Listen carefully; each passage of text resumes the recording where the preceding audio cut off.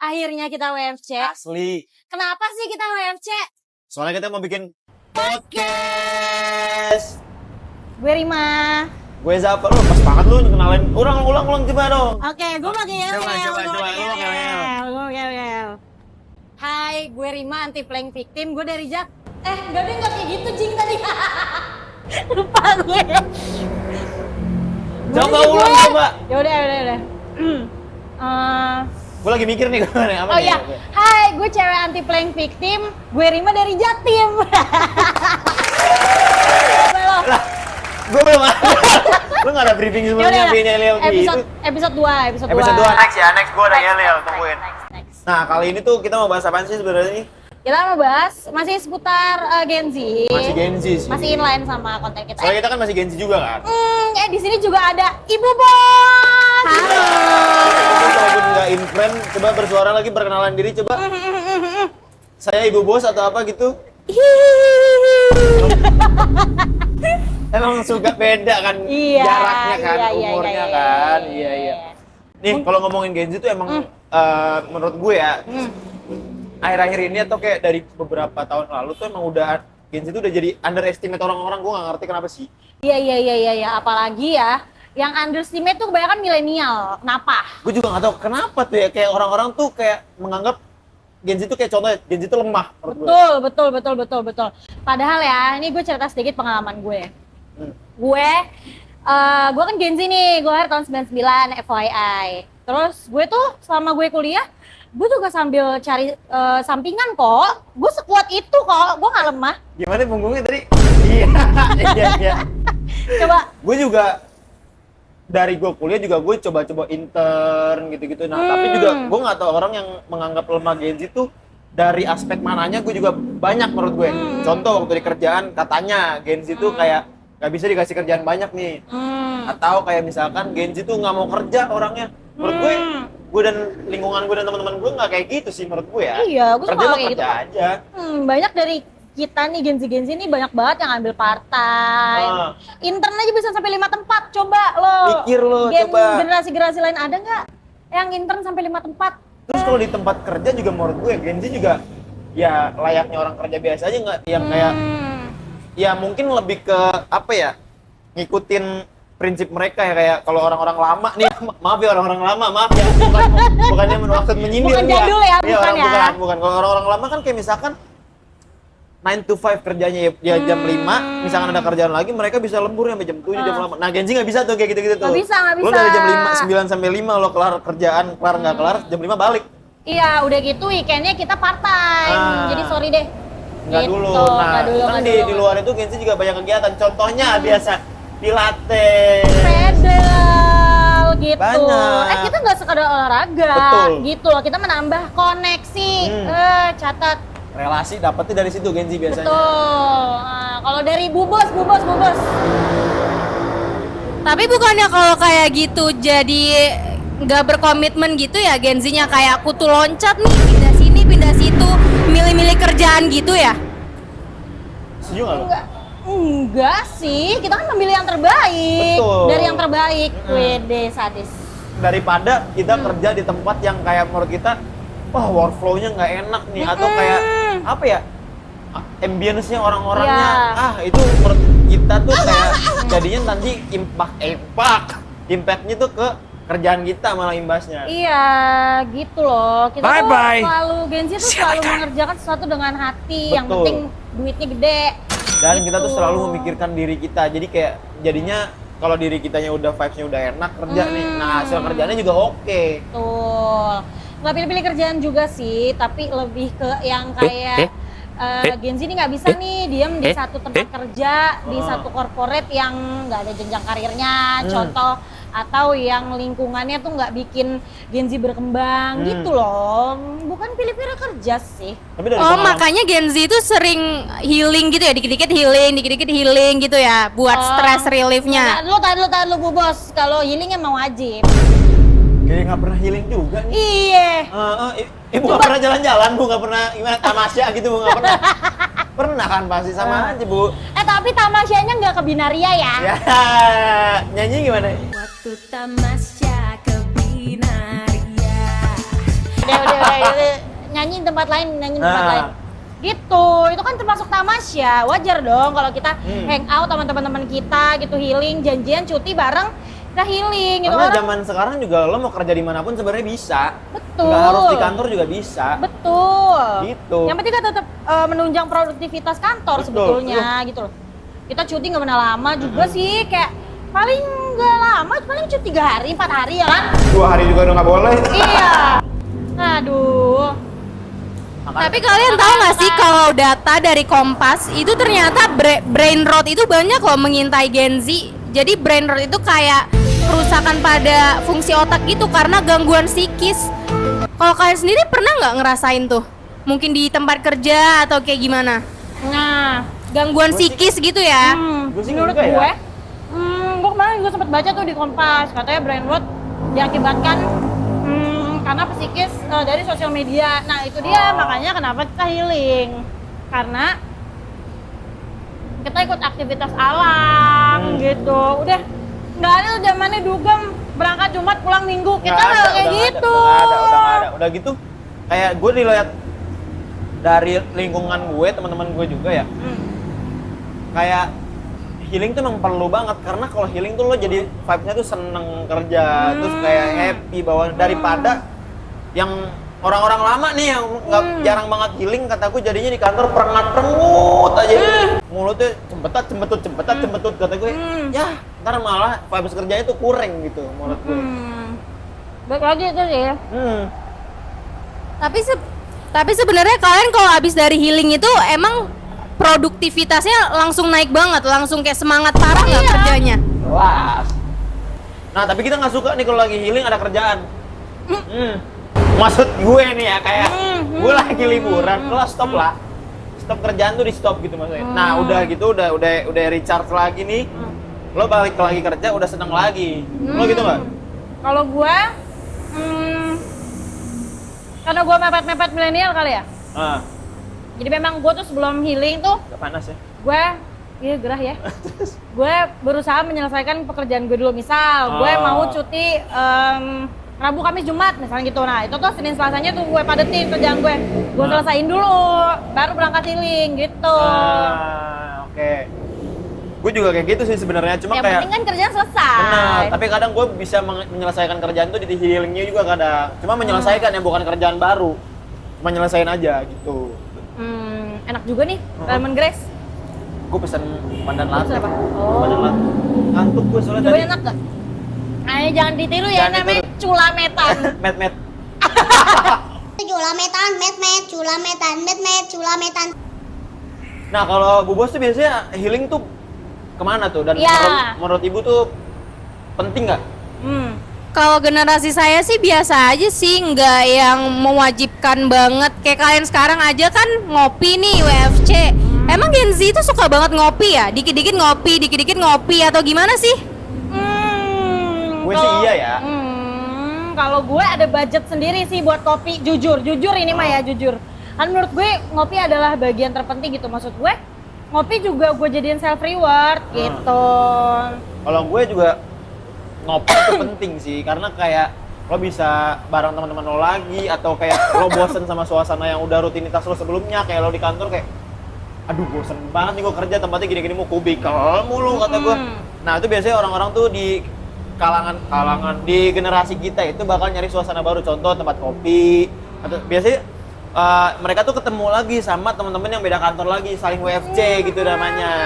Itu tuh koneksi juga tahu. Bahkan ya ada teman-teman gue yang mereka tuh pakai dating apps. Selesai dating apps tuh nggak di ghosting coy. Tapi malah jadi klien. Oh iya. Asli. Nah makanya jangan banyak Anda banget. banyak banget. Banyak banget apa ya? Benefit betul. Banyak banget benefitnya gitu loh. Jadi tolonglah jangan underestimate Gen Z. Sebenarnya ada yang bilang kalau Gen Z tuh ini apa namanya? Ya nggak boleh nyontek, mata lo ke atas mulu. Nggak ada dicontekan, Oh, di bawah dong, Iya. di bawah. Terus. Ada yang bilang juga Gen Z tuh lemah karena Suka ngeluh. Suka ngeluh nggak sih Gen Z? Apa? Suka ngeluh nggak?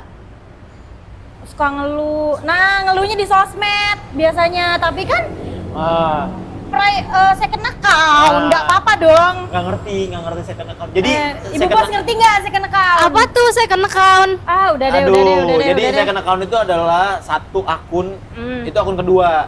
Akun kedua Hmm. dari, misalkan gue punya akun 2. Hmm. Yang pertama tuh yang mainnya. Yang mainnya itu semua orang ada di situ. Bisa yang buat kedua- flexing tuh. Iya, bisa Betul. buat flexing atau biar lebih estetik biasanya Betul. dilihatin orang. Nah, yang kedua ini lo lebih jadi diri lo sendiri yang kedua. Itu isinya teman-teman dekat lo dan lo lebih leluasa buat share apapun itu yang ada di sosmed lo gitu. Tapi kalau misalkan di second akun lo Nah, ada yang cepu sih itu urusan lain Betul, ya. urusan lain, Itu urusan urusan lain ya. lagi. Banyak ya. Kayak kemarin tuh ada yang cepu tuh. oh iya, lo. Kasus itu. Oh, Kasus. Ya kan? Apa tuh kok bisik-bisik sih? Gitu. Oh. Nah, itu cepu tuh nih buat Gen Z ya. Gue bilangin kita tuh tetap harus waspada sama cepu-cepu kayak gitu. Tapi kalau Gen Z masih nyebutnya cepu lah ya. Ada Cepu. ada yang lebih Gen Z ya. Dan cepu Gen Z-nya apa gitu. Ada apa ya? kayaknya. Nggak ada cepu sih. Yang cepu ya. Ah. Kalau di ibu tuh cepu, ibu ngerti cepu bu? Cepu. Kita lebih ke nggak posting sih, kita lebih tertutup parah mungkin kali ya, jadi nggak Oh, posting. Tapi bikin status WA. Bener. Ya kan? Biasanya ibu bikin status WA kan. Sampai titik status WA-nya ini bu Iya, ya. sampai titik gitu. Tapi kalau lo sendiri starter pack lo kalau keluar rumah apa? Starter pack gue. Hmm. Yang di tas gue itu biasanya gue ada sabun muka, sunscreen. Kenapa pakai sunscreen? Takut ireng soalnya, takut ireng. Habis itu, nah aku bawa sikat gigi odol. Gue bawa baju cadangan. Kenapa? Karena gue tidak bisa mengira-ngira gue bakal pulang bisa atau enggak. prediksi. Nggak bisa prediksi. Terus ya udah paling sisanya kayak casan, chargeran, power bank, handphone gitu. Kalau lo? Tapi kan pulangnya ke tempat teman-teman lo kan. Betul, Bukan enggak. di tempat dugem 3 hari 2 malam enggak kan? Enggak dong, kita anak baik-baik, insya Allah. Oke, kalau Kalau gue di tas gue pasti ada make up kit gue. Tapi gue bukan tim yang full make up gitu kalau keluar, kalau ngantor paling soalnya kan akhir-akhir ini kegiatan gue tuh cuman kayak ngantor, pulang ke rumah, yoga gitu doang kan, sama paling lari gitu. Nah, makanya gue jarang full make up gitu. Terus gue paling bawa make up kit gue isinya sunscreen, lipstick, sabun muka, sama pensil alis. Karena alis gue botak, jadi gue harus bawa pensil alis kemana-mana. Gitu. Kalau ibu biasanya di tas ibu tuh apa aja bu isinya bu? Kalau di umuran ibu ya. Di umuran 56 ya bu ya? Oh enggak. Kalau saya sih biasanya masih bawa laptop ya, buat nge-keep kerjaan tuh. Kalau kita kan Ada, sorry kita pakai iPad. Ya, Oh gitu. Terus di handphone Gen Z tuh ya FYI, kita tuh bisa kerja dari handphone, Betul. nggak melulu HP kayak generasi ibu. Tapi kayak menurut ibu tuh ada lagi nggak sih yang kayak Gen Z ini kurang dari ibu pribadi nih kayak gue selama kerja sama Gen Z nih sama anak nih 2 nih kayak Ya. aduh nih ngeselin nih satu atau kayak ini Gitu. bagusnya di sini nih. Nah, Kalau saya sih ngerasanya Gen Z itu tuh suka ngelawan ya, kalau misalnya disuruh kerjaan kayak nggak bisa bu, kita harusnya kayak gini. Ya memang harus ada yang kontra sih. iya, karena Gitu. kayak Gen Z tuh nggak bisa kerja di luar scope of work-nya, SOW-nya tuh di luar itu udah nggak Ya, bisa. Nggak bisa. Gitu. Terus mungkin selanjutnya kita mau bahas ini kali ya. Tapi sebelumnya kalian pernah nggak sih nemuin atau pengalaman kalian dianggap lemah gitu sama atasan? Oh, pernah. Kalau gue di underestimate-nya setiap meeting itu kan pasti kan dari masing-masing dari kita nih sebagai bawahannya kan ngasih opini dan pendapat kan. Nah, gue tuh nggak pernah didengar. Pendapat lo. Sama bos gue kalau meeting, makanya gue kayak ya sudahlah gitu. Sibal gitu ya. Bal. Nah. Kalau gue underestimate kerjaan sih. Oh, ini. Dulu gue pernah kerja. Emang baru sih ininya kayak apa ya? Di tempat yang sekarang. Enggak yang sekarang enggak. Wadahnya memang baru, wadah pekerjaannya. Nah, tapi orang-orang tuh underestimate kayak ini kurang nih gini. Iya nih, Kayak gitu. Weh, lihatlah dan bukalah. Alhamdulillahnya kita bisa membuktikan kayak gitu. Kok kita? Saya maksudnya, saya gitu. Kasih Pak Regu Tulip. Regu katak apa beda? Gak Masukan ada. katak beda ya, itu beda. Lo dulu Regu Pramuka lo apa? Black Scorpion namanya. Kok Demi tiba-tiba apa? kau Regu Pramuka nih? Enggak dong, nyambungnya ke sono. Gue dulu anggrek gue. Oh, lu anggrek. Anggrek. Ibu dulu masih ada pramuka? Enggak ada? Ada apa? Gimana dulu? Pendaki gunung atau apa? Ada dong, tapi kayaknya cuma Apa? sampai siaga deh. Saya pikir sampai kakak pembina. Enggak ya? Enggak. Ya, Ibu bisa sandi morse nggak, Bu? Enggak, emang kalian bisa? Coba lo gimana? Gue sih nggak bisa. Gua nggak Biasanya gue sandi mata ya, kalau ada yang iya. ngeselin di kantor gue kayak Kalau gue sandinya beda. Apa ya? Sandi Sandono. Salah gue mau Sandi Sandoro. Sandi Sandoro. Kemana ya Sandi Sandoro ya? Tahu gue. Gue tapi sebagai Gensi gue suka sih lagu-lagu Sandi Sandoro. Nah, Gen Z itu juga suka lagu-lagu lama sih sebenarnya. Lagu-lagu yang kayak 2000-an. Back to vintage ini. Hey. Balik lagi dong, kalian kalau buat Gen Z yang sering dianggap lemah, kasih tips and tricksnya dong. Tips and trick. Tips and trick. Cari duit aja deh. Iya. Udah sih. Nggak usah dengerin orang ya. Iya, indis ekonomi lagi ya di Indonesia. Jadi ya buat warga-warga Malaysia yang menonton. Oh, orang bukan suka sono-sono. Soalnya gue lihat di apa namanya di data analytics kita tuh ada juga beberapa orang Malaysia yang nonton. halo orang nyampe Malay. Nyampe sono ke nyampe. tetangga gitu. Jadi di Indonesia nih lagi gonjang-ganjing gitu ekonomi kita. Jadi kayaknya kalau buat amit-amit iya. anjay. Terus.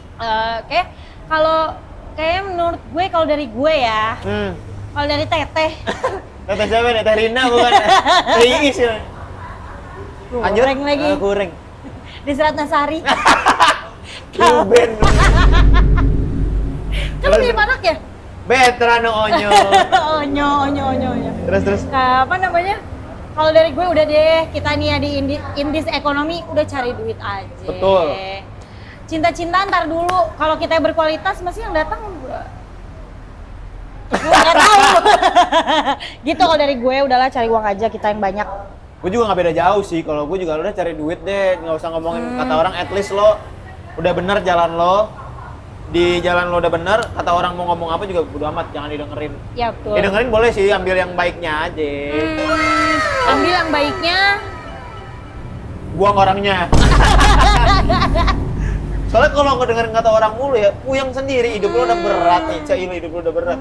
Hidup lo udah banyak masalah, dengerin omongan orang lagi, nambah ribet ntar menurut gue mah. Dengerin bos lo, ambil duitnya. Kacangin orangnya. Kalau ditelepon mama decline aja. Decline. Gue sih kadang pura-pura nggak gue angkat kalau di luar jam kerja. Gila, parah. Tahuan kan? Tapi memang kita harus stoikism sih. Karena gue berpikir apalagi sih yang dikejar di dunia ini Bener. gitu loh. Selain uang dan beribadah. Gila gitu. Beribadah kayak lo musafir.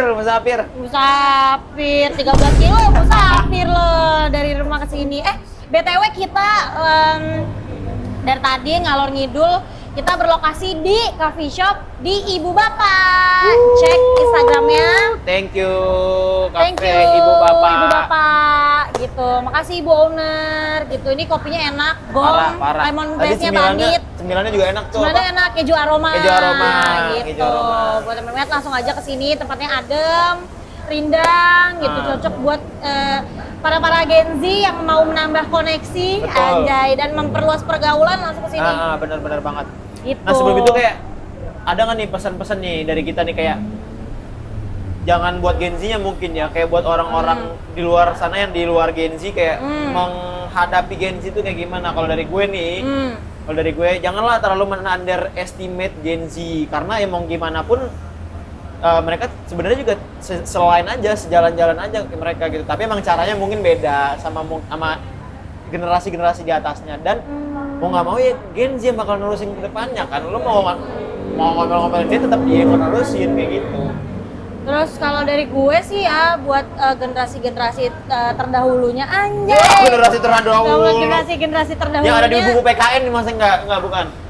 Terus. BPPKI. Buat generasi-generasi era-era Soeharto sama era-era ini presiden-presiden sebelumnya, tolong nih Gen Z tuh kita tuh cepat tanggap, udah gitu kita melek digital. Betul, nah itu dia. Terus itu wajar sih kalau kalian gak usah malu buat minta tolong atau belajar dari kita. Kita emang nggak lebih tua dari kalian, tapi kita lebih luas wawasannya. betul. Bener lo ngomong lo bener lo. Bener gue, bener mulu. Perempuan selalu benar. Gitu. Oke. Terima kasih yang udah menonton konten Bye perdana. bye. Bye bye. See you next episode.